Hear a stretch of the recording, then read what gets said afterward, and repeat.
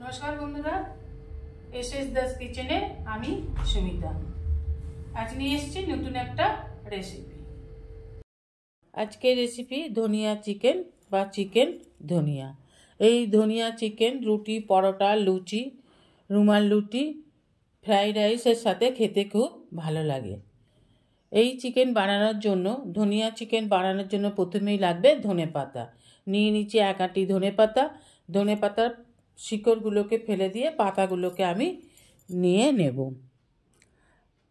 এরকম সবুজ 1 আঁটি ধনেপাতা নিয়ে নিতে হবে। নিয়ে নিচ্ছি 1 কেজি চিকেন। চিকেনটাকে খুব ভালোভাবে জল দিয়ে ধুয়ে নিয়ে এসেছি। এবার ম্যারিনেট করে নেব। পরিমাণ মতন লবণ দিয়ে দেব। 100 গ্রামের মতন টক দই, আর দিয়ে দেব পরিমাণ মতন হলুদ গুঁড়ো, 1/2 টিস্পুনের মতন হলুদ গুঁড়ো দিয়ে দিলাম। দিয়ে খুব ভালোভাবে ম্যারিনেট করে রেখে দেবো 2-3 ঘন্টা। এখানে একটা কথা বলে রাখি, এই ম্যারিনেট করার সময় আপনারা লেবুর রস দিতে পারেন, আর একটু তেলও দিতে পারেন। আমি তেল দিলাম না আর লেবুর রসও দিলাম না। আমি টক দই দিয়েছি, তাই আর লেবুর রসটা ইউজ করলাম না। খুব ভালোভাবে এইভাবে হাতে করে চিকেনটাকে মেখে 2-3 ঘন্টা রেখে দিতে হবে। নিয়ে নেব একটা মিক্সি জার, নিয়ে নেব 10-12টা রসুনের কোয়া, নিয়ে নেব আদা কুচি আর 4-5টা কাঁচা লঙ্কা। ঝালটা অবশ্য আপনাদের পরিমাণ মতনই দেবেন। একটু জল দিয়ে একটা ভালো পেস্ট, মিহি পেস্ট বানিয়ে নিলাম। দেখুন, ঠিক এইরকম একটা পেস্ট আমি বানিয়ে নিলাম।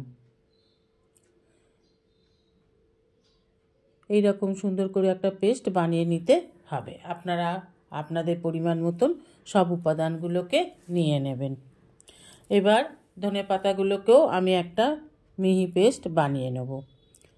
ধনেপাতাগুলো মিক্সি জারে দিয়ে একটা পেস্ট বানিয়ে নিলাম। ওভেনে কড়া বসিয়ে দিয়ে দেবো সাদা তেল। তেল গরম হয়ে গেলে দিয়ে দেবো ফোড়ন, গরম মশলা, তেজপাতা, শুকনো লঙ্কা আর গোটা জিরে। ফোড়নটাকে 2 সেকেন্ডের মতন একটু ভালোভাবে ভেজে নিতে হবে। যখন ফোড়ন দিয়ে সুন্দর গন্ধ ছেড়ে দেবে তখন দিয়ে দেবো পেঁয়াজ কুচি। এখানে বড় বড় 4টে পেঁয়াজ আমি কুচি করে নিয়েছি। পেঁয়াজটাকে খুব ভালোভাবে ভেজে নিতে হবে যতক্ষণ না পেঁয়াজের কাঁচা গন্ধটা চলে যাচ্ছে। সোনালি করে পেঁয়াজটাকে ভেজে নেব। দিয়ে দেবো পরিমাণ মতন লবণ। লবণ দিলে পেঁয়াজ খুব তাড়াতাড়ি নরম হয়ে যায়। একেবারে পরিমাণ মতন লবণটা আমি দিয়ে দিলাম। লবণটা দিয়ে খুব ভালোভাবে পেঁয়াজের সাথে মিশিয়ে নেব। একটু ভালোভাবে ভাজা ভাজা করে নিতে হবে যতক্ষণ না পেঁয়াজটা একটু সোনালি কালার হচ্ছে। দেখুন, পেঁয়াজ লাল হয়ে এসেছে। এবার দিয়ে দেব আদা, রসুন, কাঁচা লঙ্কা বাটা। দিয়ে ভালোভাবে পেঁয়াজের সাথে আদা, রসুন, কাঁচা লঙ্কাটাকে বাটাটাকেও ভেজে নিন যতক্ষণ না রসুনের কাঁচা গন্ধটা চলে যাচ্ছে। দেখুন, এইভাবে নেড়ে নেড়ে ভেজে নিতে হবে। এইভাবে ভেজে নিলাম। পেঁয়াজ লাল হয়ে গেছে, সোনালি কালার হয়ে গেছে। এবার দিয়ে দেব ম্যারিনেট করে রাখা চিকেনটাকে, যেটা আগে থেকে আমরা মেখে রেখেছিলাম। চিকেনটা এবার দিয়ে দিলাম। এবার খুব ভালোভাবে পেঁয়াজ রসুনের সাথে চিকেনটাকে একেবারে কষে নেব। খুব ভালোভাবে কষতে হবে। চিকেন যত ভালোভাবে কষবেন চিকেন তত খেতে ভালো হয়। চিকেন কষার উপরেই কিন্তু চিকেন টেস্ট নির্ভর করে। খুব ভালোভাবে চিকেনটাকে কষে নেব। এবার এই চিকেনের যে জলটা বেরোবে সেই জলটা থেকে চিকেনটাকে আমরা সিদ্ধ করে নেব। চিকেনে আলাদা করে জল দেব না, তাই চিকেনে দিয়ে দিলাম ঢাকা 2-3 মিনিটের জন্য। 4-5 মিনিট পর ঢাকা খুলে দেখুন চিকেন দিয়ে কত জল রিলিজ হয়েছে। এই জলেই আমরা চিকেনটাকে সিদ্ধ করে নেব, আর আলাদা এক্সট্রা কোনো জল দেব না। ঢাকা দিয়ে দিয়ে ফুটিয়ে জলটাকে দেখুন শুকিয়ে নিয়েছি। এখন আর একদম জল নেই। চিকেনও সিদ্ধ হয়ে গেছে। এইভাবে এবার একটু নেড়ে দিন ভালোভাবে। এবার দিয়ে দেব গুঁড়ো মশলা, দিয়ে দেব হলুদ গুঁড়ো, লাল লঙ্কার গুঁড়ো, জিরে গুঁড়ো আর ধনে গুঁড়ো দিয়ে মশলাটাকে দিয়ে চিকেনটাকে আর একটু ভালো করে কষে নিতে হবে। আমরা কিন্তু চিকেনে আর জল দেবো না, চিকেন আমাদের সিদ্ধ হয়ে গেছে। এইভাবে আর একটু 5 মিনিট ধরে আমরা নেড়ে চিকেনটাকে আর একটু কষে নেব। দেখুন আবার একটু একটু জল রিলিজ হয়েছে, এই জলটাকেও একটু শুকিয়ে নিয়ে আমরা দিয়ে দেব ধনেপাতার পেস্টটাকে। দেখুন